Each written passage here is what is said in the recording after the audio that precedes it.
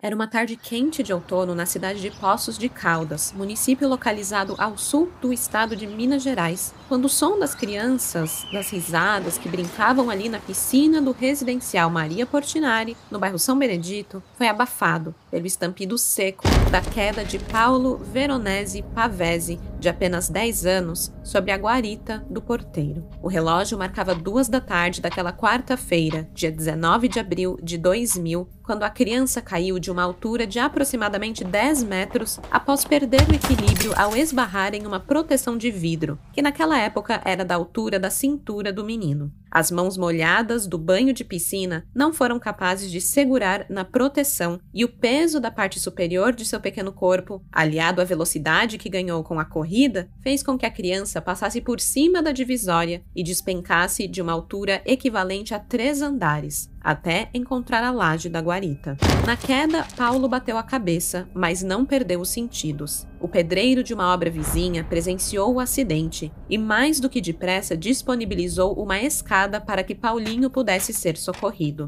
O porteiro, Luiz Carlos Sandi, era quem estava de plantão naquele dia e disse que o menino chorava e repetia: "Fiz besteira, o meu pai vai me bater." Mas sabe, coisa de criança arteira que sabe que vai levar um puxão de orelha quando faz uma travessura. Era isso que ele temia, levar uma bronca do pai. E eu tenho plena certeza que tudo que esse pai mais queria na vida era a oportunidade de chamar a atenção da criança pela bagunça e nada mais. Queria mais é saber se o filho estava bem. Luiz Carlos, o porteiro, tentou acalmar o menino e disse que ele estava bem e que nada lhe aconteceria. Afinal, a sua segurança era o que importava, mas mesmo assim, o choro não cessou. Paulinho foi socorrido por uma vizinha e levado ao hospital Pedro Sanches, que ficava a 130 metros do prédio onde ele morava. Para lá, ele foi andando. Disse o porteiro, abre aspas. Ele saiu daqui numa boa, acompanhado de 2 enfermeiros, mas estava andando. Fecha aspas.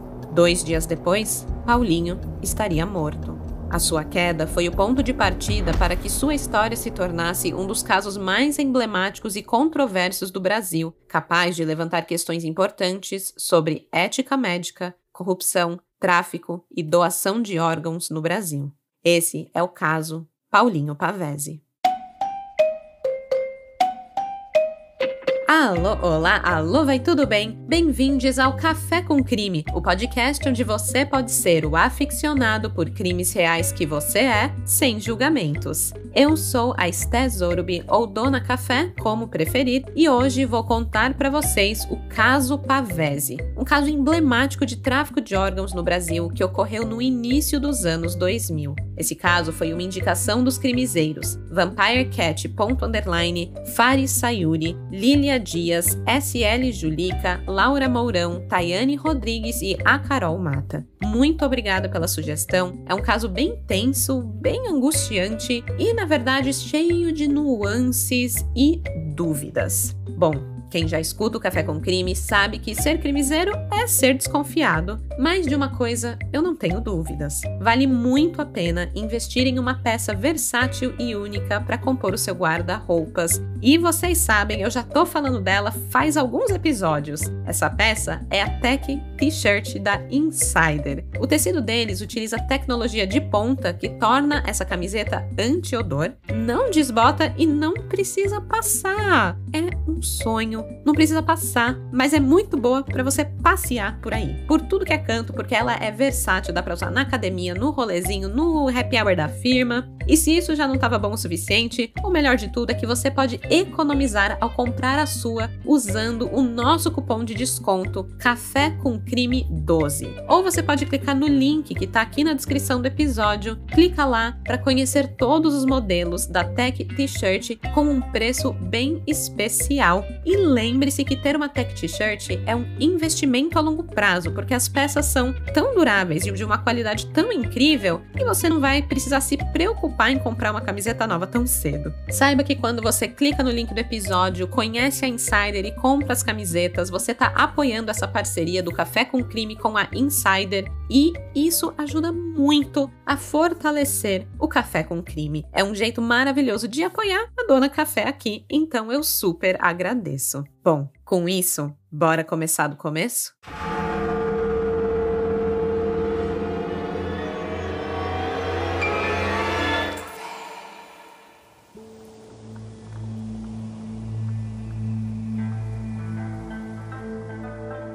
Paulinho era sinônimo de alegria. Ele era dono de uma personalidade ímpar. Aos 10 anos de idade, era bastante conhecido em Poços de Caldas, cidade para onde havia se mudado há pouco tempo com a família. Ele conhecia todos os porteiros dos prédios que estavam no trajeto entre sua casa e o colégio onde estudava. Ele era muito simpático, os cumprimentava sempre com um sorriso e não passava sem fazer uma brincadeira. O seu bom humor era contagiante. A tranquilidade da cidade do interior permitia que Paulinho percorresse o caminho para a escola sem a companhia da mãe. Ele se encontrava com os colegas e seguiam juntos para a escola todos os dias. Era bem perto de onde ele morava e ele, na verdade, estava bem orgulhoso com essa sua nova independência. Em casa, o Paulinho divertia a família com as suas danças, suas cantorias e encantava os seus pais pelo companheirismo que ele tinha com a irmã caçula de 6 anos. O pai dele, o Paulo Pavese, lembra com saudades da vez que Adriana, a irmã, teve uma indisposição alimentar que lhe causou vômitos e como o Paulinho chorava por não entender o que estava acontecendo e pela incapacidade que ele sentia de ajudar a irmã a se recuperar. Eles eram muito ligados, muito conectados mesmo. Nas férias, ele costumava frequentar o clube em sua cidade natal, que era São Bernardo do Campo, em São Paulo. Ele ia sempre com o tio Danilo, com quem ele brincava e jogava basquete. Quem acompanhou o desenvolvimento do Paulinho tem certeza de que, caso ele ainda estivesse vivo hoje, seria um grande jogador de basquete, tamanha era a sua habilidade com as mãos. O Paulo, o pai, deixava a família em Poços de Caldas para trabalhar como analista de sistemas lá na capital paulista durante a semana. A última vez que ele viu o filho foi em uma segunda-feira, 2 dias antes do acidente. Enquanto ele se preparava para viajar, ele foi surpreendido por um beijo do filho, que acabou sendo o último de sua vida. Já na quarta-feira, tudo mudou. A alegria de Paulinho desapareceu e em seu lugar veio a angústia da família. Pouco tempo após a queda de Paulinho, o Paulo recebeu uma ligação da esposa Rosângela, a mãe, da criança, que o informou sobre o que havia acontecido. Ela estava bastante desesperada e tentava relatar que o filho do casal tinha sofrido um acidente que provocou um impacto na cabeça, ferimentos no nariz e um inchaço nos olhos. Mas o Paulinho estava consciente, apesar dos pesares. O Paulinho estava tão consciente, na verdade, que após cair, ele tentou ficar em pé sobre a guarita, sendo alertado por quem tentava ajudá-lo para que voltasse a se sentar para não correr o risco de uma nova queda,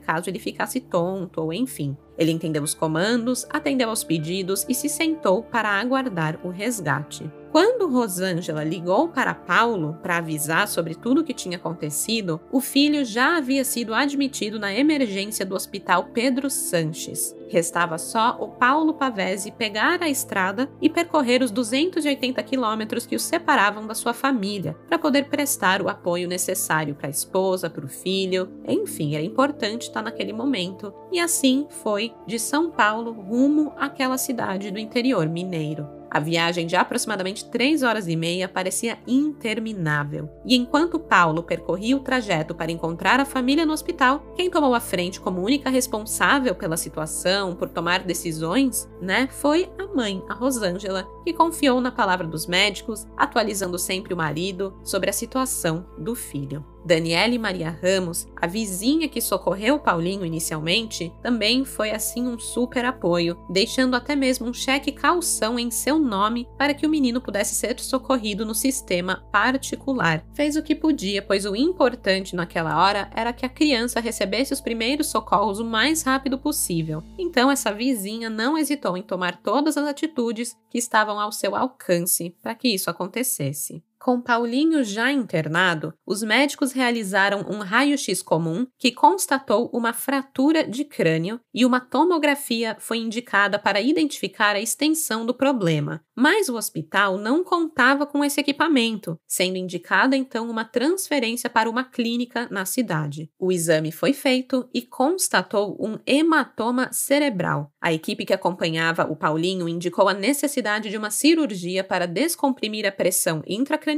e drenar esse sangue que se acumulou por conta do acidente. Então o menino foi redirecionado ao hospital para que a intervenção cirúrgica pudesse acontecer o quanto antes. Nesse ponto, é importante trazer a informação de que o menino foi admitido no hospital com classificação 10 na escala de Glasgow. Esse é um instrumento clínico que analisa o nível de consciência do paciente. Essa escala vai de 3 a 15 e a pontuação é baseada em critérios como abertura ocular, resposta verbal e resposta motora, sendo um prognóstico importante para nortear os médicos sobre a gravidade do traumatismo crânioencefálico de seus pacientes. Uma classificação 10 é um bom prognóstico. Apesar da angústia pelo acidente, havia grande chance de tudo dar certo. A família estava otimista com relação à recuperação do menino. O médico neurologista de plantão naquela tarde era José Luiz Gomes da Silva. Foi ele o responsável pela intervenção para retirar o hematoma que se acumulou depois do acidente. Paulo Pavese chegou ao hospital Pedro Sanches por volta das 5h30 da tarde. O filho já estava em cirurgia e naquele momento o pai não tinha uma imagem clara da situação que estava vivendo. Era uma mistura de sentimentos, né? A adrenalina estava nas alturas. Enquanto ele tentava reunir informações sobre o procedimento cirúrgico com os funcionários ali do hospital, a maca que transportava o Paulinho do centro cirúrgico para a unidade de terapia intensiva, né, a UTI, passou ao seu lado. Foi uma coincidência e foi ali que o Paulo teve tempo de pedir que parassem um pouco para que ele pudesse ver o filho. E a imagem o chocou bastante. O Paulinho estava entubado e bastante inchado pela queda, mas também pela cirurgia. Apesar da vontade de abraçar e beijar o Paulinho, o pai sabia que não poderia fazê-lo naquele momento. Ele se aproximou da criança, segurou sua mão e sussurrou em seu ouvido que o papai estava ali, que ele era forte e precisaria ser ainda mais naquele momento tão delicado, mas prometeu que tudo ficaria bem. Depois disso, a maca seguiu para a UTI. Antes que pudesse tomar um ar para se recuperar do impacto inesperado, daquele encontro com Paulinho naquela situação, o Paulo foi abordado pelo Dr. José Luiz Gomes da Silva, que explicou a situação do paciente naquele momento. Ele foi muito atencioso. O médico explicou que traumas cranianos inspiravam cuidados especiais e perguntou se Paulo acreditava em Deus, o orientando a rezar pela saúde do menino. De toda forma, ele alimentou as esperanças da família e garantiu que havia chances reais de recuperação, ressaltando a possibilidade de sequelas, o que naquele momento nem tinha passado pela cabeça dos pais. O doutor também informou que a criança deveria ficar na UTI sem previsão de alta médica e que seria acompanhado de perto para verificar como seria a sua evolução depois da cirurgia. Não havia mais nada que o pai e a mãe pudessem fazer no hospital. Então, o Paulo e a Rosângela voltaram para casa e decidiram conversar com a irmã mais nova de Paulinho, a Adriana, de apenas 6 anos. A conversa foi difícil, era uma criança já com 6 anos, já tem uma idade para entender as coisas, né? Então foram direto ao ponto, sem muitos detalhes, contaram que ele estava no hospital e tiveram essa consideração, de contar para a irmã. A noite do dia 19 foi longa e triste para todos. Ninguém conseguiu dormir e comer, parecia que o mundo estava desabando. Não poderia acontecer nada pior do que aquilo. Infelizmente, o pesadelo estava apenas começando para a família Pavese, que enfrentaria muito mais do que a internação do filho. Enfrentariam uma rede clandestina inteira de médicos envolvidos com o tráfico de órgãos no Brasil.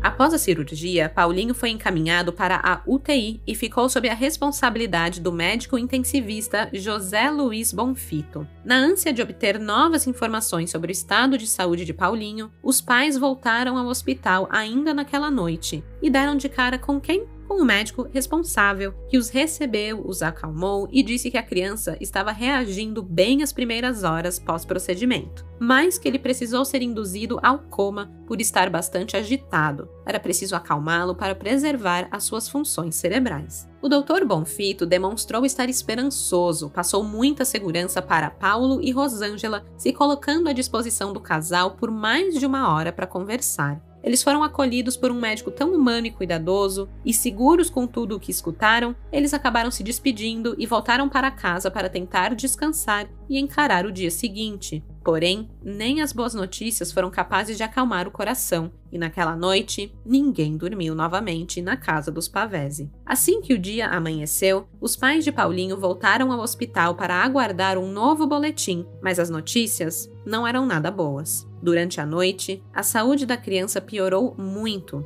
A essa altura, o seu estado havia evoluído para a classificação 3 na escala Glasgow, um coma profundo, sem reação a estímulos dolorosos, com as pupilas dilatadas e fixas, o que levou a equipe médica a suspeitar da ocorrência de morte encefálica. Quando receberam a notícia, o Paulo e a Rosângela entraram em tamanho desespero que foi preciso medicá-los com uma dose de calmantes e colocá-los em um quarto onde permaneceram deitados até que pudessem se acalmar, raciocinar, absorver a informação e toda a dor também que aquilo causava. Pouco tempo depois que o remédio fez efeito, o Paulo achou que era o momento para falar com a mãe de Paulinho sobre a possibilidade de doarem os seus órgãos. Ele explicou que os motivos que o fizeram pensar naquela possibilidade era muito sobre as propagandas que ele via, sobre os relatos de pessoas que passavam anos de sua vida na fila de um transplante, e disse que tudo aquilo comovia muito ele, e ele chegou a argumentar o seguinte, abre aspas, são pessoas que dependem de casos como o de Paulinho para ter uma segunda chance. Por que não doar? Fecha aspas. Sem titubear, a Rosângela concordou com o marido e ambos confirmaram a possibilidade de doação caso o diagnóstico de morte fosse confirmado. Por volta das 11 da manhã do dia 20 de abril, o diagnóstico havia sido confirmado e, com a autorização dos pais, o hospital acionou a Central de Transplantes de Poços de Caldas, a MG Sul Transplantes. O nefrologista Álvaro Ianhes era o responsável pela central e chegou ao hospital pouco tempo depois e, junto do Dr. José Luiz Gomes da Silva, comunicou à família que fariam um exame chamado angiografia cerebral para verificar se havia ou não a morte encefálica. E aí aqui eu considero essa a primeira contradição desse caso, porque o casal foi informado da morte encefálica da criança, a central de transplantes foi acionada e só então os exames para confirmar o falecimento seriam realizados? Na minha cabeça o que faz sentido é acionar a central após a confirmação do óbito, porque aí eles vêm fazer, todo o trabalho do transplante. Mas, enfim, parece que as coisas não estavam se encaixando numa timeline muito certa. Bom, o Paulinho foi encaminhado para realizar o exame, mas houve um problema com a artéria carótida e o paciente saiu do exame em condições ainda piores do que entrou, apresentando um inchaço extremo e um grande hematoma no pescoço, ferimentos que não foram causados pelo acidente, na queda dele no dia anterior. Mesmo com a dificuldade com a artéria, o exame não provou que o cérebro estava sem circulação sanguínea, muito pelo contrário. As chapas que constavam nos autos mostravam que ainda havia áreas com perfusão sanguínea, descaracterizando então a morte encefálica. Dessa forma, o Paulinho retornou para a UTI. Ele não estava com morte encefálica, ou seja, não seria adequado ali fazer todo o procedimento da doação de órgãos, porque ele estava vivo. Ele não apresentou, entretanto, nenhuma melhora. O Paulinho continuou naquele estado que ele estava, lá naquela classificação Glasgow 3, e então a equipe médica deliberou sobre a possibilidade de uma transferência dele para a Santa Casa de Misericórdia de Poços de Caldas, para que os pais não arcassem com as despesas dos exames para diagnosticar o falecimento. Isso porque o Hospital Pedro Sanches era particular, e na Santa Casa de Misericórdia ele seria atendido através do SUS, onde tudo isso seria gratuito. Já que os custos seriam pagos, afinal, pela Central de Transplantes, o Dr. Álvaro Ianhes preparou a transferência e conseguiu uma ambulância para os trâmites. O Paulo Pavese solicitou que o neurologista José Luiz Gomes da Silva acompanhasse o filho até a Santa Casa e ele foi prontamente atendido. É importante também destacar aqui, vamos falar um pouquinho sobre como funciona esse sistema, O Brasil tem um dos sistemas de doação mais respeitados do planeta. A família doadora não paga pelos exames que diagnosticam a morte cerebral. pelos procedimentos de manutenção do potencial doador e tampouco pela retirada dos órgãos. A cobertura do Sistema Único de Saúde é universal nesses casos, então isso seria muito importante para a família naquele momento, porque eles não tinham uma boa condição financeira. Na Santa Casa, o Paulinho foi submetido a uma nova angiografia, dessa vez realizada pelo Dr. Jefferson André Sarrec Skulski.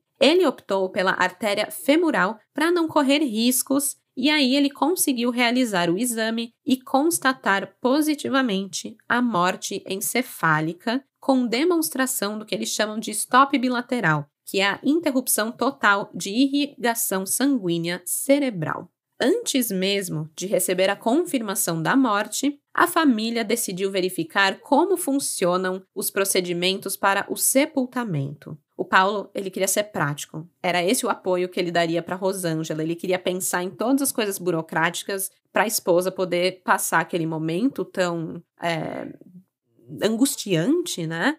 Da melhor forma possível. Então, ele foi adiante para ver as possibilidades, porque ele sabia que era uma possibilidade que os médicos apresentaram, né? A questão da morte encefálica.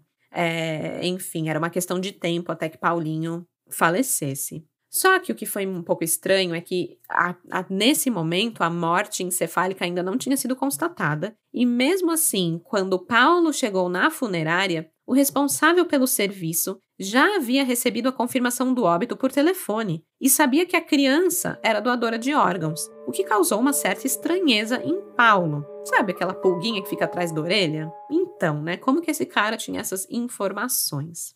Bom, diante da situação, o responsável pela funerária informou que os custos seriam pagos pela prefeitura e que a única coisa a ser feita por Paulo era escolher o modelo da urna. Como Paulinho era uma criança, foi sugerido um caixão branco e o Paulo aceitou. Ele só foi na onda, queria acabar logo com aquilo. De volta à Santa Casa, o protocolo de morte encefálica foi apresentado e a retirada de órgãos foi autorizada pela família. A declaração de óbito foi assinada pelo neurologista que operou o menino e o corpo foi levado para a cirurgia de captação de órgãos, um procedimento que foi encerrado por volta das 7h30 da noite do dia 20 de abril. A retirada dos rins foi realizada pelos urologistas Celso Scaffi e Cláudio Rogério Carneiro Fernandes, o anestesista Sérgio Poli Gaspar e pelo coordenador da Central de Transplantes, o Dr. Álvaro Ianhes. A captação dos globos oculares, para a posterior retirada das córneas, ficou a cargo do oftalmologista Odilon Trefiglio Neto, e depois de tudo isso, o corpo foi entregue à família às 7h30 da manhã do dia 21 de abril,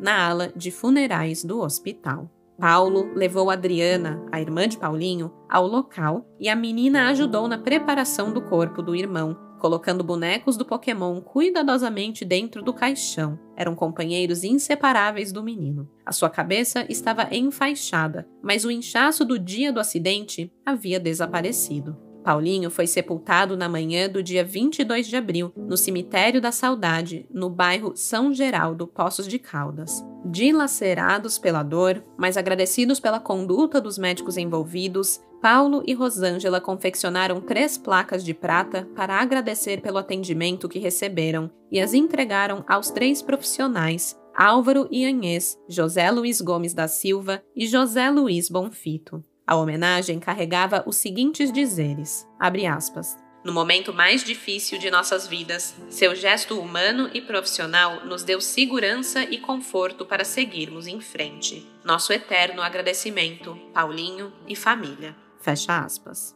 O casal levou a placa pessoalmente para cada homenageado, deu um abraço afetuoso como gesto de agradecimento e relembrou como era bom ter Paulinho como membro da família. Os médicos demonstraram emoção e agradeceram o presente. 3 dias após a constatação do óbito, sem nenhum contato do Hospital Pedro Sanches sobre o débito em aberto com relação aos primeiros socorros de Paulinho, o Paulo foi ao hospital. Ele queria saber o que ele devia e como ele poderia pagar pelos serviços que foram prestados no hospital particular. Era dia 24 de abril, quando ele foi notificado que o montante a ser pago pelo atendimento havia sido fechado no valor de R$ 11.668,62. Ao analisar mais de perto o valor, ele descobriria não só cobranças indevidas, como irregularidades que o levariam mais tarde à triste constatação que a morte de seu filho não foi tão acidental como ele inicialmente acreditou.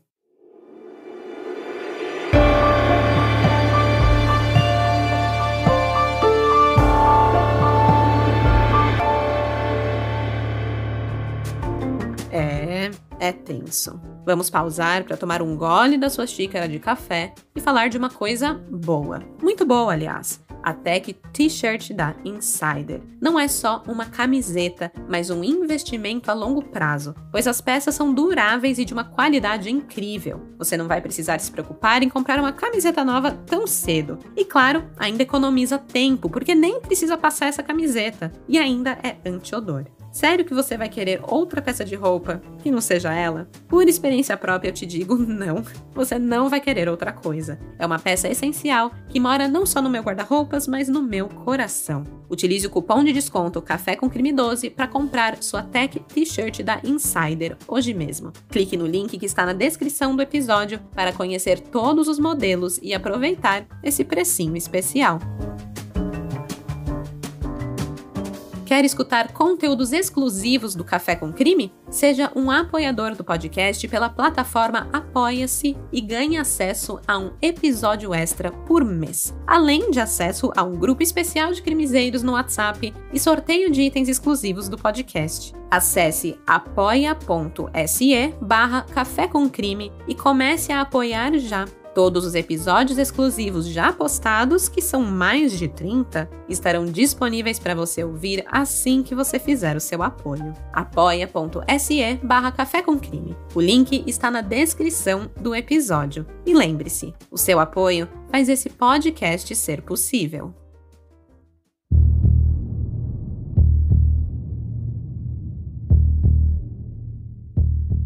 Paulo Pavese ficou muito assustado ao ver o valor superior a R$11 mil na conta do hospital. Ele estava consciente de que o serviço particular de saúde é caro, então só restava pagar, mas que o valor assustou. Ele solicitou uma cópia dos valores apurados para que pudesse levantar a quantia junto ao banco, e foi só nesse momento que ele soube do cheque calção de R$5 mil emitido por sua vizinha durante a internação, sendo informado pelo financeiro da instituição que, caso não substituísse a ordem de pagamento por outro no valor integral da dívida, o hospital depositaria o cheque de Daniele. Ele ficou meio contrariado por acreditar que o hospital deveria ter solicitado uma garantia de pagamento para a família, e não da vizinha. Mas ali mesmo Paulo sacou um talão de cheques em nome de sua empresa, preencheu e o trocou pelo documento de sua vizinha. Ele reconhecia que o gesto de Daniele foi um gesto de solidariedade e ele não queria prejudicar ela de forma alguma, tendo aquele cheque, aquele valor saindo da conta dela.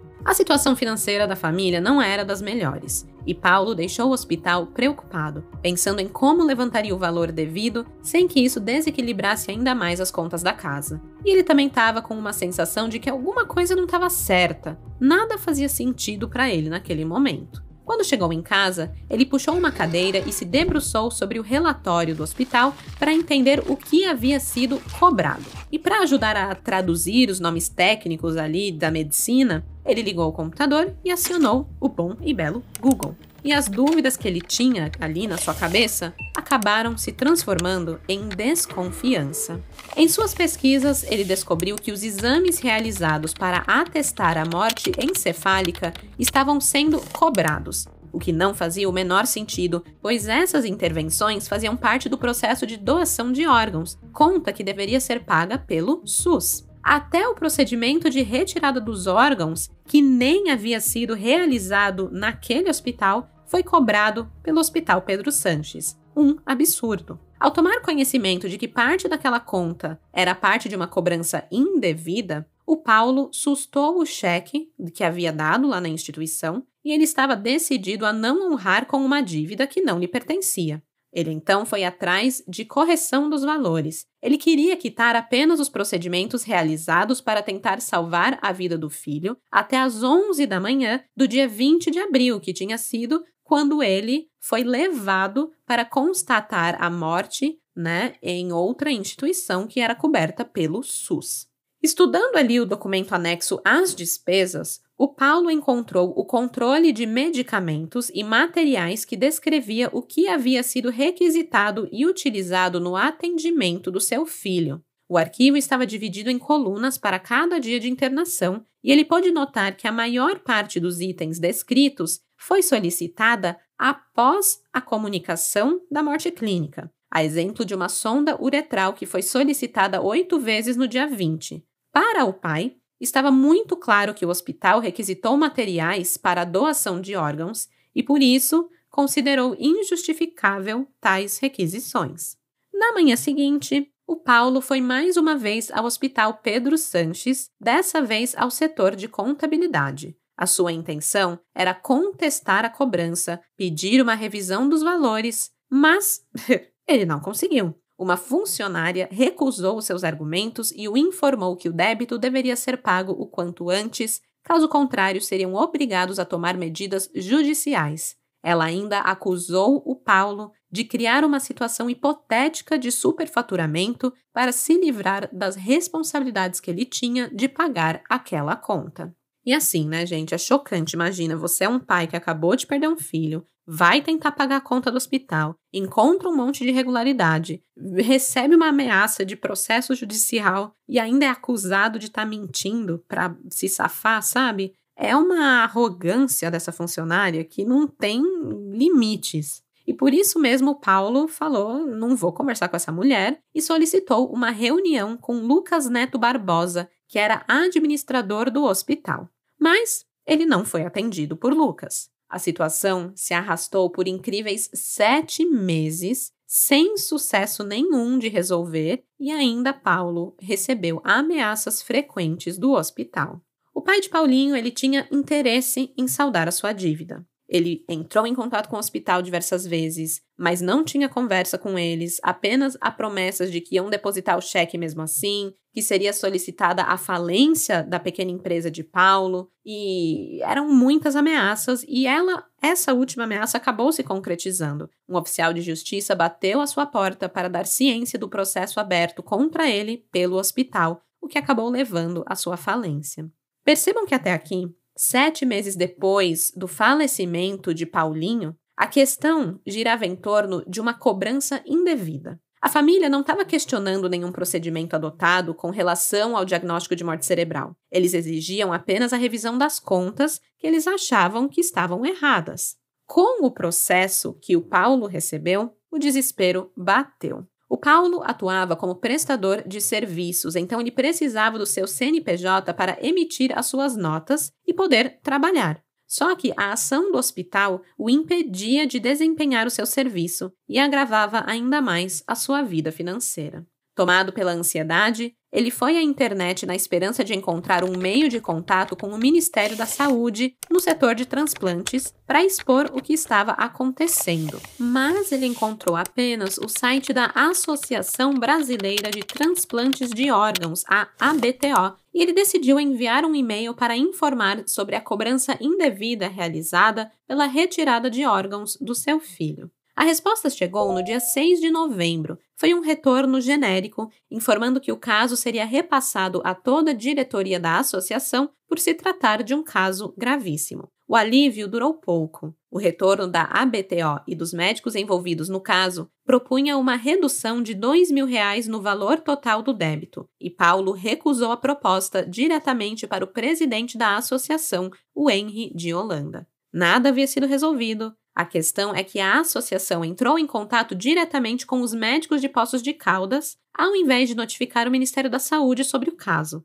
E na tentativa de abafar a situação, tentou um acordo para reduzir as despesas, mas deram um tiro no pé. Enquanto planejava os seus próximos passos, Paulo se questionava sobre os motivos que levaram a ABTO a agir daquela forma e deu início a uma nova pesquisa. Ele passou horas pesquisando o site e encontrou uma informação que o preocupou. Luiz Estevão Ianhes, irmão do coordenador da Central de Transplantes MG Sul, ocupou diversos cargos na associação, e este era o motivo pelo qual seus representantes tentavam resolver o assunto no off, sem levá-lo adiante. Pelo menos foi essa a conclusão que o Paulo chegou. Como Paulo recusou a oferta, o caso chegou ao conhecimento do Ministério da Saúde, que, através da coordenadora do Sistema Nacional de Transplantes, a senhora Rosana Reis Notten, ela entrou em contato com a família para saber o que realmente havia acontecido. O pai de Paulinho chegou a consultar alguns advogados na tentativa de levar o caso para a justiça, mas quando os profissionais não rejeitavam a causa, os valores cobrados eram impraticáveis para a sua realidade financeira.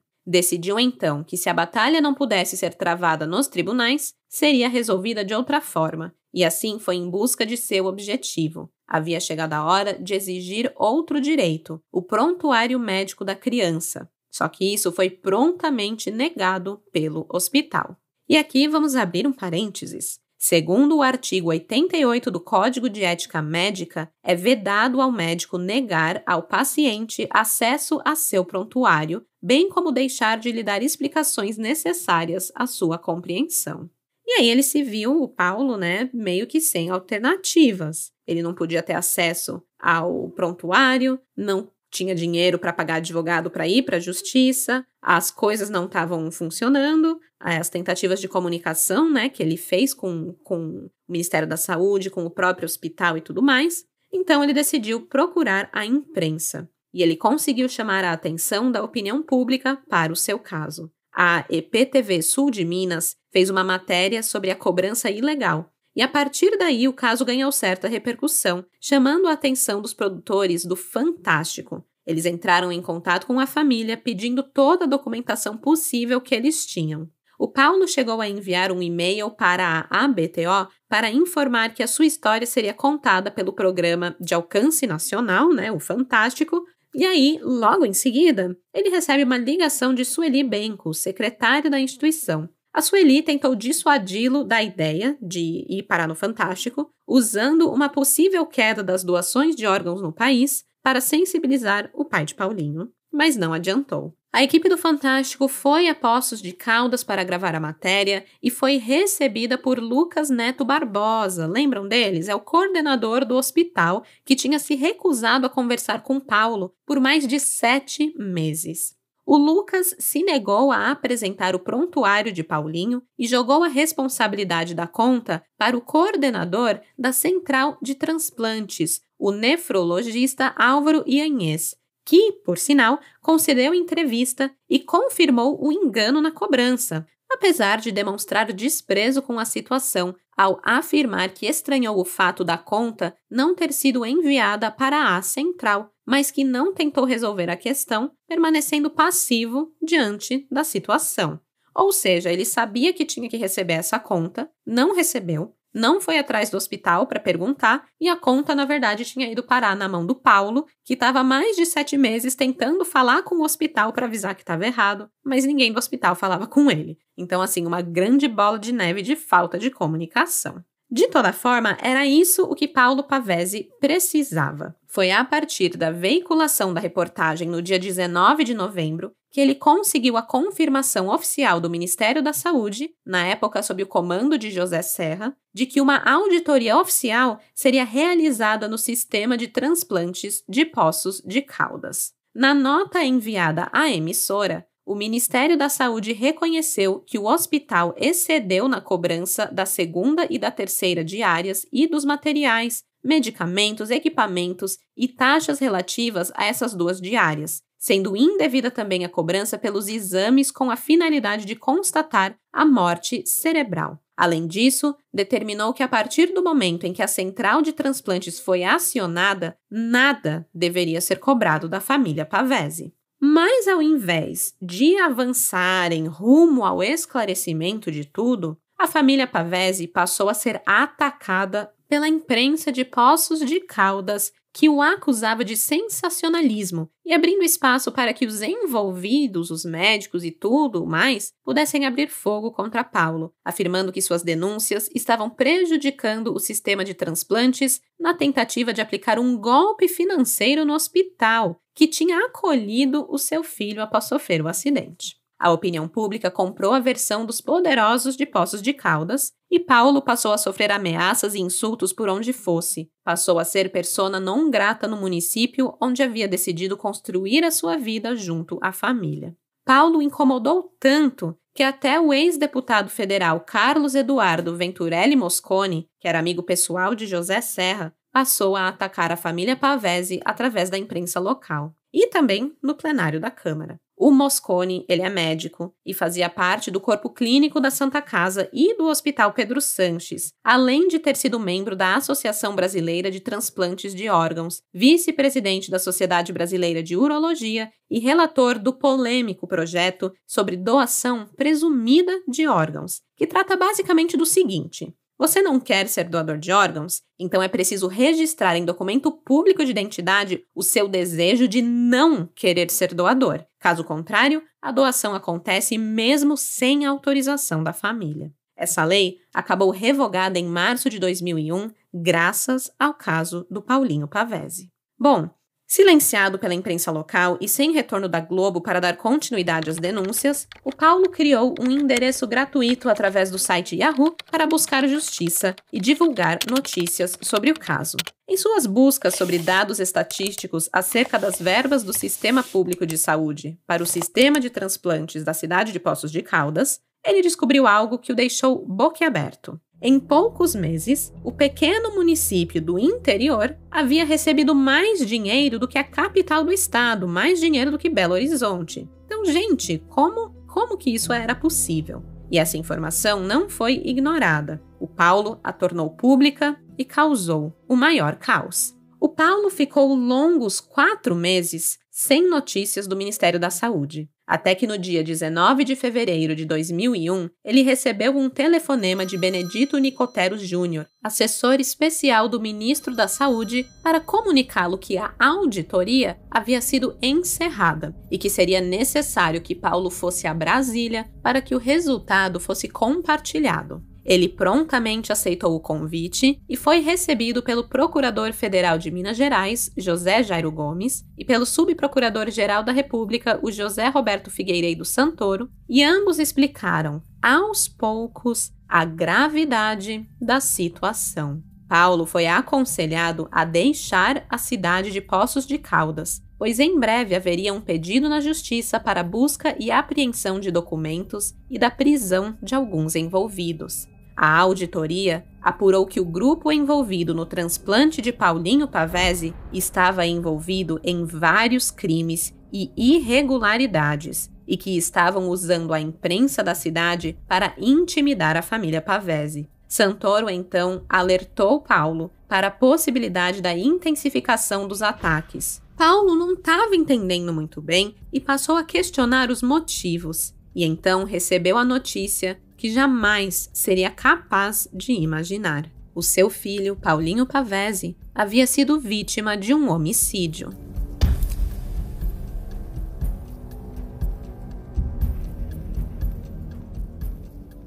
A busca pelo esclarecimento de uma conta abusiva de um hospital levou Paulo a iniciar o desmonte de uma quadrilha especializada em tráfico de órgãos humanos. A sua vida também corria riscos. De acordo com a auditoria realizada pelo Ministério da Saúde, a Central de Transplantes MG Sul, comandada por Álvaro Ianhês, era uma central clandestina, um órgão que atuava paralelamente sem nenhum credenciamento, não existindo formalmente diante do Ministério da Saúde. Os órgãos de Paulinho abasteceram listas de espera não oficiais. A auditoria também constatou que o Hospital Pedro Sanches não tinha condições para receber e atender Paulinho, sendo a transferência para outra unidade hospitalar a conduta certa na ocasião. O prontuário da criança, orgulhosamente ostentado por Lucas Neto Barbosa na ocasião da entrevista ao Fantástico, e que ele se recusou a mostrar, estava praticamente em branco. Tomografias e laudos estavam desaparecidos, assim como as radiografias. Havia poucas anotações e muitas rasuras. Não foi possível determinar o horário exato da cirurgia de descompressão cerebral, e os documentos da UTI relacionados ao dia 21 de abril de 2000, que deveriam constar a evolução médica, estavam em branco. Como medida imediata, o Ministério da Saúde suspendeu os transplantes de órgãos em Poços de Caldas e descredenciou o Hospital Pedro Sanches do SUS. Quando conseguiu voltar para São Paulo, o Paulo se dirigiu à casa da mãe, na cidade de São Bernardo do Campo, onde a esposa e a Adriana o aguardavam. A sensação da perda foi novamente sentida, como se Paulinho tivesse acabado de falecer, quando Paulo compartilhou as informações que recebeu com a família. O choro virou companhia naquela noite. Mais uma vez, ninguém conseguiu dormir. Até então, lutando sozinhos por justiça, a família decidiu que era hora de contratar um advogado para ter apoio jurídico. O profissional contratado pela família foi Luiz Eduardo Greenhalgh, que vivia na capital paulista e não tinha vínculo com ninguém da cidade de Poços de Caldas. A sua primeira atitude foi acionar judicialmente na área civil o Hospital Pedro Sanches por danos morais e materiais. A notícia se espalhou rapidamente. Um parente de Paulo que trabalhava na Santa Casa o procurou para alertá-lo sobre a reação dos médicos. Todos os envolvidos receberam o oficial de justiça com indignação. À medida que as informações chegavam ao conhecimento de Paulo, era possível montar aos poucos aquele quebra-cabeças. O deputado Mosconi, que atacava ele sem que ele soubesse o verdadeiro motivo, era nada mais nada menos que um dos criadores da MG Sul Transplantes, a central clandestina. Ele era parte do esquema, e quando foi à tribuna da Câmara e aos jornais locais para defender a central, ele estava, na verdade, preservando os seus próprios interesses. Pouco tempo depois de dar entrada no processo, o Paulo foi intimado a comparecer na delegacia da cidade para prestar esclarecimentos sobre um inquérito aberto para apurar as informações veiculadas pelo Fantástico. Só então o advogado da família questionou se houve investigação sobre o acidente de Paulinho. A mãe do menino disse que um policial chegou a ir ao hospital no dia da queda, mas nem mesmo um boletim de ocorrência havia sido registrado. Questionado, o delegado Juarez Vinhas respondeu que não viu necessidade, que o óbito era consequência de um acidente. Além de Paulo, os médicos envolvidos no caso também foram intimados a depor, mas o inquérito foi encerrado 26 dias após o seu início. O relatório do delegado dizia que não havia indícios de imprudência, imperícia e negligência, e os médicos fizeram de tudo para salvar a criança. A desconfiança de Paulo se tornou então uma certeza. Em Poços de Caldas, ele não encontraria justiça para o assassinato do filho. O caso precisaria sair da cidade para conseguir andar. No dia 22 de março de 2001, a Polícia Federal finalmente entrou no caso e intimou Paulo Pavese para prestar depoimento em Brasília. Acompanhado do advogado Greenhalgh, de Rosângela e da filha Adriana, o Paulo foi recepcionado pelos procuradores federais de Belo Horizonte, José Jairo Gomes e Adailton Ramos do Nascimento, além do delegado da Polícia Federal, Célio Jacinto dos Santos. Nesse encontro, o delegado apresentou cópia do documento de doação de órgãos, assinada por Paulo Pavese, com uma rasura na data. O Paulo havia assinado a autorização no dia 21, mas a equipe alterou para o dia 20. Parecia um erro inocente, mas tratava-se de um propósito criminoso. O Dr. Álvaro deveria ter recolhido a autorização no dia 20, no momento da comunicação da morte, mas só o fez após a retirada dos órgãos.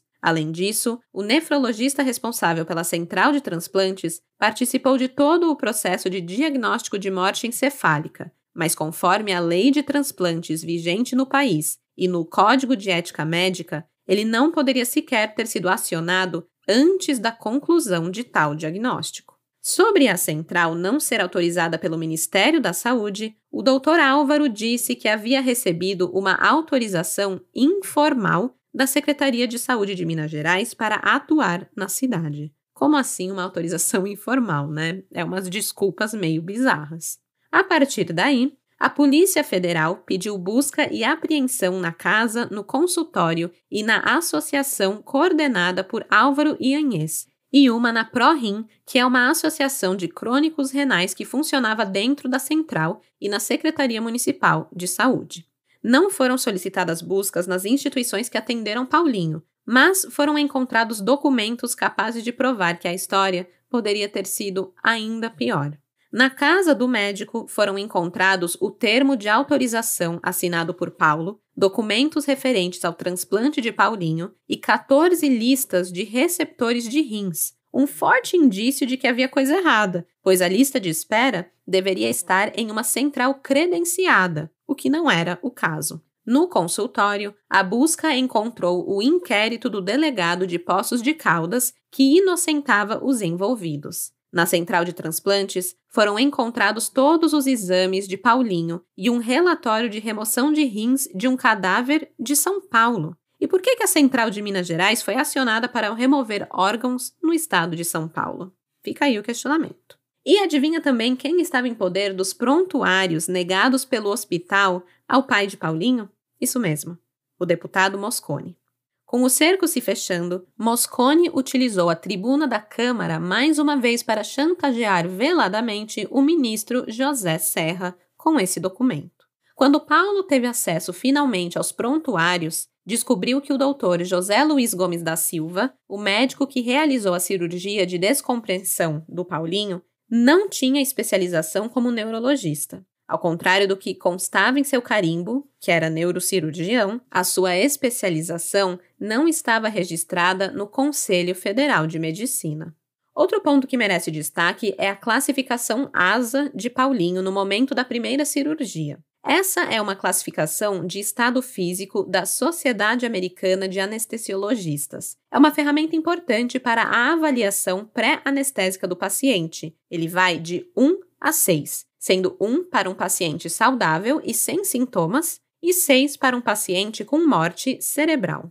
O Paulinho entrou em cirurgia com classificação ASA 2, que é doença sistêmica leve e sem limitação funcional. E ele deixou a sala cirúrgica com uma classificação ASA 5, paciente moribundo, com perspectiva de óbito em 24 horas com ou sem cirurgia. Além disso, ele recebeu uma dose do remédio Dormonide, o já famoso Midolazam, quase 3 vezes maior do que o recomendado na bula do medicamento. Com 10 anos, Paulinho poderia ter recebido no máximo 10 mg do remédio, mas ele foi medicado com uma dose de 27 mg, sendo sedado acima do limite permitido. A questão sobre o informe da morte da criança também entrou no bolo. Mesmo antes de exames que comprovassem o estado clínico de Paulinho, os médicos chamaram a família e informaram o óbito. Inclusive, os medicaram com calmantes e transferiram para um quarto quando a possibilidade da doação foi discutida pelo casal. E aí nós já sabemos da via sacra que aconteceu depois desse bate-papo com os pais. Tudo fora do protocolo. A lei de transplantes é clara quando diz que a morte precisa ser constatada por 2 exames para que o óbito seja confirmado. O primeiro exame, realizado com Paulinho, não constatou a morte. Mesmo que o fluxo tenha sido baixo, havia ainda atividade cerebral. E o fato dele ter sido medicado com uma dose alta de Dormonide também era um impedimento para a confirmação do óbito, pois pacientes submetidos ao uso de drogas depressoras não podem ser examinados para comprovação de morte cerebral. Com tudo isso, Paulo Pavese concluiu o seguinte, abre aspas, foi tudo tão evidente que até os médicos confirmam que meu filho não teve diagnóstico de morte encefálica comprovada no primeiro hospital. Então, nem deveriam ter acionado a central de transplantes como eles fizeram. Eles continuaram com o diagnóstico de morte quando meu filho estava vivo. A comprovação de que os órgãos foram retirados com a criança viva veio a partir de um prontuário que informava que Paulinho recebeu anestesia para essa intervenção. Como assim? Por que anestesiar uma pessoa em óbito para uma cirurgia de remoção de órgãos? Não faz o menor sentido. O remédio aplicado foi o Pavulon, tudo documentado pelo anestesista Sérgio Poli Gaspar, que o classificou como ASA 5 naquele momento, ou seja, um paciente com perspectiva de óbito, mas ainda sem a morte cerebral. Por incrível que pareça, Sérgio Poli ainda processou Paulo Pavese por calúnia e difamação, mesmo com todo o processo de anestesia tendo sido documentado nos autos.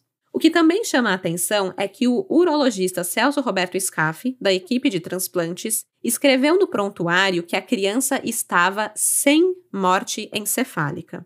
Questionado sobre a anotação durante um depoimento, o médico negou a sua intenção e disse que queria ter escrito com morte encefálica, mas deu um errinho ali e acabou que escreveu sem. Tipo, imagina, como é que você muda uma coisa tão essencial? Tipo, putz, era pra ser sem e eu escrevi com, sabe? Tipo, enfim, é nítido que a sua anotação diz sem morte encefálica e a informação foi inclusive confirmada por um perito. Assim que as informações vieram à tona, Paulo e a família tiveram que lidar com a realidade e com um avalanche de ataques. Todos os processos pareciam organizados e orquestrados. O pai de Paulinho foi processado pelo Ministério Público por injúria, calúnia e difamação, sendo o órgão responsável pela dispensa dos serviços do analista para a empresa que ele trabalhava, ou seja, ficou desempregado. Os médicos da cidade também passaram a pulverizar várias ações de injúria, a exemplo do anestesista, do Sérgio Poli, como eu citei ali em cima, e assim tornando-se réu em vários processos criminais pelos quais alegava não ter a chance de se defender. A luta solitária de Paulo Pavese por justiça desmantelou a quadrilha. Foi graças à sua insistência que a Polícia Federal descobriu a central clandestina e outras 7 mortes com doação de órgãos em Poços de Caldas que também não cumpriam os protocolos.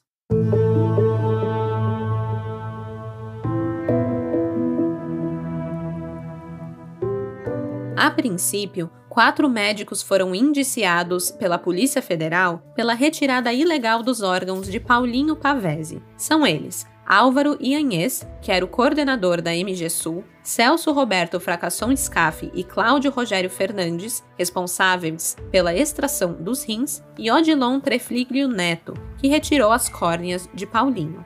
A cereja do bolo, para Paulo Pavese, foi ser processado por calúnia e difamação pela própria Polícia Federal, quando ele questionou o indiciamento dos médicos por retirada ilegal dos órgãos ao invés de homicídio. Afinal, o que aconteceu com Paulinho havia sido homicídio. Antes da morte do filho completar 1 ano, o casal decidiu deixar Poços de Caldas definitivamente. Um vizinho disse que ouviu comentários de que estariam planejando plantar drogas no carro da família para forjar um flagrante, e Paulo sabia que os envolvidos eram capazes disso. Então ele providenciou a transferência da família para São Bernardo do Campo, mas deixar de lutar por justiça para Paulinho não estava em seus planos. Ele iria continuar.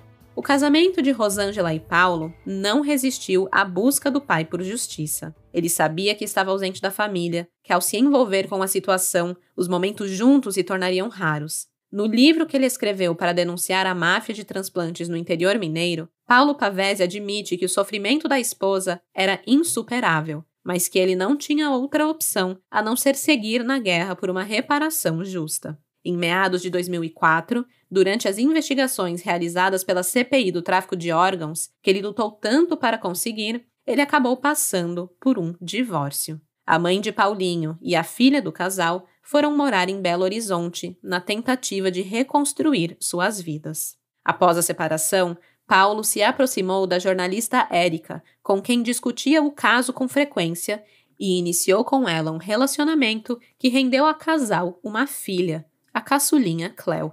Os trabalhos da CPI naquele ano de 2004 se arrastaram por praticamente 1 ano, e o relatório apresentado pelo deputado pastor Pedro Ribeiro, que reforçava a importância do indiciamento dos médicos no processo pela morte da criança e a adoção de procedimentos que melhorassem a transparência na doação de órgãos no Brasil, foi finalmente aprovado. Porém, na prática, nada foi feito. Mesmo fora de Poços de Caldas, as ameaças, intimidações e humilhações não cessaram. A pequena cidade se voltou contra o pai de Paulinho. Ele era visto como alguém que tinha a intenção de destruir a Santa Casa, entre as mensagens anônimas, ameaças explícitas e outras rogando pragas como tomara que sua filha não precise de um rim. Sempre que tentava registrar ocorrência, levando cópias dos e-mails, a denúncia era negada. A alegação é de que seria impossível rastrear os autores das mensagens. A situação estava insustentável. As tentativas de desqualificar as suas denúncias eram tão intensas que as pessoas passaram a temer falar sobre o assunto em público, exceto, claro, aqueles que defendiam os médicos. Quem ousava defender Paulo era repreendido. Em agosto de 2008, com os processos contra os médicos andando a passo de tartaruga, ele precisou pedir asilo político à Itália. Como a relação com o Ministério Público estava desgastada, Paulo recebeu o convite de uma ONG italiana de combate à pedofilia para apresentar o caso na Europa.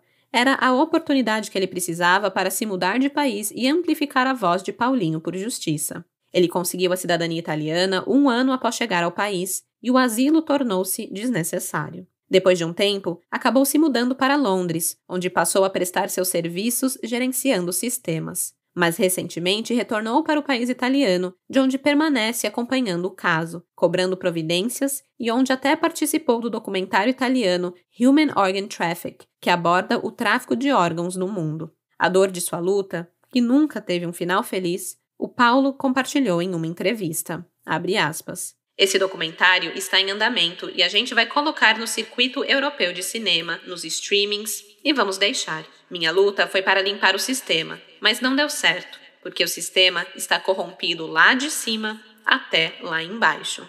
Fecha aspas.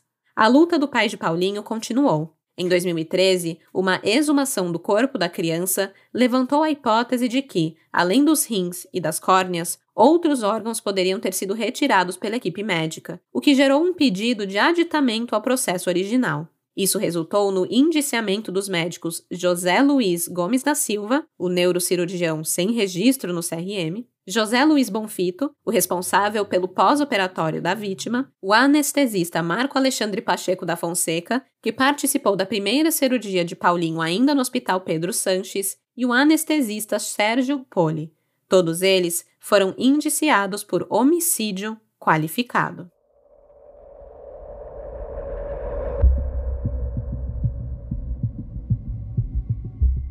Os primeiros julgamentos começaram apenas 14 anos depois da morte de Paulinho Pavese. No mês de fevereiro de 2014, o juiz Narciso Alvarenga Monteiro de Castro condenou Cláudio Rogério Carneiro Fernandes a 17 anos de prisão. Em sua justificativa, o juiz alegou que o médico removeu os órgãos da vítima com consciência de que ela estava viva, não dando atenção ao protocolo de morte encefálica. Já o urologista Celso Scaffi foi condenado a 18 anos de prisão por remover órgãos em desacordo com a disposição legal, causando a morte da vítima, além de fraudar provas e inserir dados falsos nos prontuários da criança. Ambos foram presos, mas não permaneceram na cadeia por muito tempo. Menos de 30 dias após a condenação, receberam um habeas corpus e os dois deixaram o presídio de Poços de Caldas no dia 7 de março de 2014. O anestesista Sérgio Poli Gaspar foi condenado a 14 anos de prisão por ajudar na remoção dos órgãos e por ter a plena condição de entender o caráter ilícito de sua conduta. Sérgio fugiu.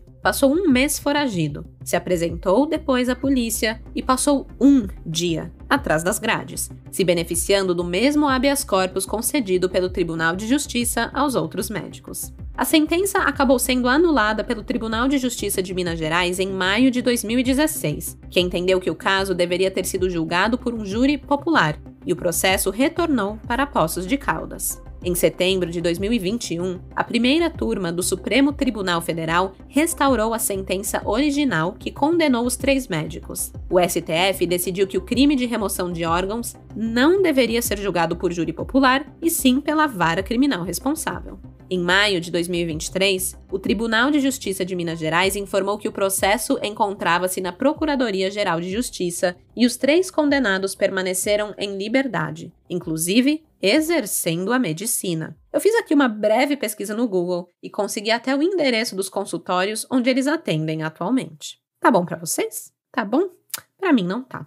Outros 3 médicos se sentaram no banco dos réus em janeiro de 2021. Foram eles os médicos responsáveis pelos primeiros atendimentos do Paulinho Pavese, o José Luiz Gomes da Silva, o cirurgião, o José Luiz Bonfito, o médico intensivista. Eles 2 foram condenados por homicídio qualificado a 25 anos de prisão. O anestesista que trabalhou na primeira cirurgia, o Dr. Marco Alexandre Pacheco da Fonseca, ele foi absolvido pelo júri a pedido do Ministério Público e do assistente de acusação, porque entenderam que a sua conduta não influenciou na morte do menino. Os dois médicos, os dois José Luizes, eles chegaram a ser presos, mas conseguiram um habeas corpus perante o Superior Tribunal de Justiça, que concedeu a ordem e recolheu o mandado de prisão da dupla, que permanece livre. O coordenador da central clandestina, o nefrologista Álvaro Ianhês, foi a julgamento em abril de 2022. A demora se deu pela infinidade de recursos impetrados por sua defesa na tentativa de atrasar o julgamento. Apesar da demora, Álvaro foi condenado a 21 anos e 8 meses de prisão pela morte e retirada ilegal de órgãos do menino Paulinho Pavese. Na sentença, o juiz Daniel Chaves determinou que o início do cumprimento da pena deveria acontecer em regime fechado e o médico, que atualmente tem 76 anos, é o único condenado que permanece preso. A sua família luta por justiça, dizendo que o Dr. Álvaro está preso por uma acusação infundada e injusta de um crime que nem aconteceu. Inclusive, as filhas dele têm um blog onde compartilham a narrativa da defesa, documentos e notícias. Segundo elas, o médico realizou todos os procedimentos conforme a lei e tudo não se passa de uma mentira criada por Paulo Pavese, que ele, o pai da criança, se irritou com a cobrança de um valor expressivo do Hospital Pedro Sanches e resolveu denunciar a equipe médica por ter supostamente realizado a remoção dos órgãos com a criança ainda viva. E falando no Hospital Pedro Sanches, após toda a polêmica, o hospital deixou o prédio onde funcionava e se mudou para outro endereço. No local onde Paulinho foi socorrido, está sendo construído um prédio residencial. Já a Santa Casa de Poços de Caldas foi descredenciada para a realização de transplantes e remoção de órgãos em 2002. A MG Sul, a Central Clandestina de Transplantes, foi extinta. O deputado Mosconi chegou a ser investigado, mas as investigações não chegaram a lugar nenhum. Ele terminou o seu mandato como deputado federal em 2003 e foi deputado estadual de Minas Gerais de 2007 a 2011. Hoje, ele não está mais em exercício político. Atualmente, Paulo Pavese vive na Itália, de onde recentemente manifestou a sua revolta com relação às condenações. Ele disse, abre aspas, "A gente não pode falar em justiça. Não existe justiça tardia. Nós estamos falando de uma janela de 23 anos, onde durante esses 23 anos, eles continuaram trabalhando normalmente, causando danos inclusive, porque eu recebo sempre denúncias contra essas pessoas." Fecha aspas. E esse foi o caso Paulinho Pavese, um caso cheio de acusações, perseguições e que escancara a triste realidade do tráfico de órgãos no Brasil. É um caso emblemático, que apesar de ter ocorrido em 2000, teve um desfecho tardio que não foi capaz de alimentar o senso de justiça feita nas famílias envolvidas. Amanhã, quinta-feira, eu vou postar as fotos do caso lá no Instagram, o @cafécomcrime, e no Twitter, @caféccrime. Segue a gente lá para ver as fotos das pessoas envolvidas, do Paulinho e tudo mais que tem a ver com esse caso. Eu vejo vocês não na próxima quarta, mas na outra, com um novo episódio. Até lá, sempre confiram a conta do hospital, porque de desgraça já basta esse podcast. Tchau, tchau! Esse episódio foi roteirizado, produzido e apresentado por mim, Stephanie Zorbi, com edição de áudio e sonorização de Luigi Calistrato, texto e pesquisa de Ana Paula Almeida. As fontes de informação utilizadas neste episódio foram Portal G1, relatório da Comissão Parlamentar de Inquérito sobre o Tráfico de Órgãos no Brasil, o livro escrito pelo pai de Paulinho, Tráfico de Órgãos no Brasil, o que a máfia não quer que você saiba, o documentário Doc Investigação, o portal Poços Já, TJM, o Tribunal de Justiça de Minas Gerais, o Estado de Minas, o portal Poços.com, o Domingo Espetacular e o portal R7.